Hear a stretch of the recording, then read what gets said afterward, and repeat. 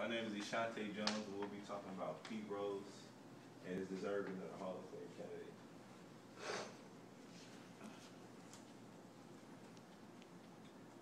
Pete Charlie Hustle Rose. These are the records he set.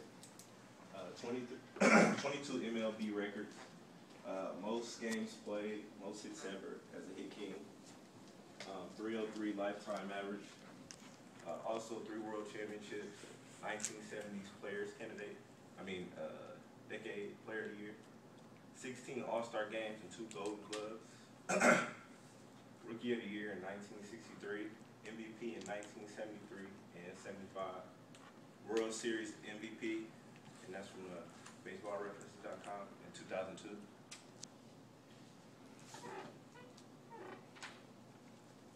Pete Rose played the game with intense passion and love of the game.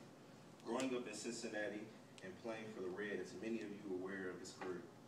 I would like to think about how much accomplished he listened to everything that he has done and deserving back in baseball. Also, think about how much better baseball would be with a hard-working example such as Pete. I am a former baseball player and college athlete. I know how tough it can be to manage success and please everyone around you. Now think about how tough it would be to manage your hometown team and people around you, and people that will influence your decision and the decisions you make. I would love to have success like Pete has had. Feel it would be tough to manage all things that came with his fame. Do you think that you would be a perfect example and handle his level of success?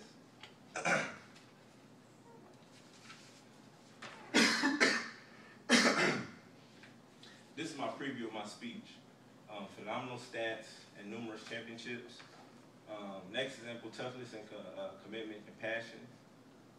Third, action and apologies deserve notice. Last, why the Hall of Fame would be better with Pete in it.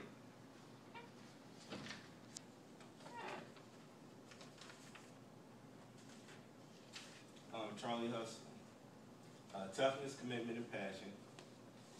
Rose states in his book that he always played the game for the love of it, to win, for a name on his chest. And this is out of his book in 2004. Only player to play 500 games at 5 different positions, and I think that's very amazing. And he's one of the best all-around players of all time.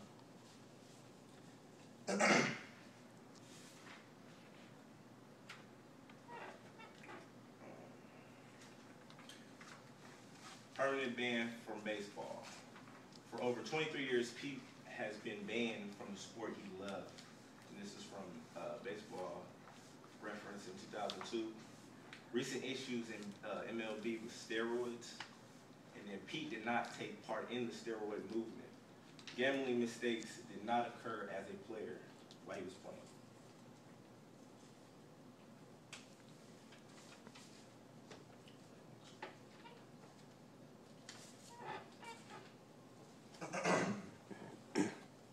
Pete's actions moving forward.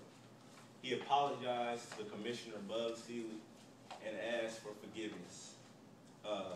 Books and interviews. In 2006, in the ESPN interview, he apologized for his involvement in gambling and talked about his steps in educating kids and others about negative about the gambling. In his inner circle, Pete has changed who he's been around and talked about how difficult it was, handling his success in his hometown and managing the Reds in his hometown, and that's out of his book in 2004. Community outreach. Rose continues, to give speeches to kids about gambling and has not placed an illegal bet since. So, and that was in his book in 2004 also.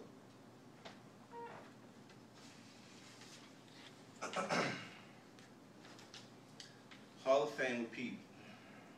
Example of how the game should be played and strong advocate for baseball. Today's players need to see how to approach the game with hard work and team mindset. Many of today's players are selfish and use steroids for personal success. Pete never played for fame, and that's also out of his book in 2004. And this is my summary. He was an outstanding playing career with personal and team success, commitment and passion, apologize and corrective actions, best all-around player ever, and And baseball needs an example of a hard-working player who did not use steroids like Pete.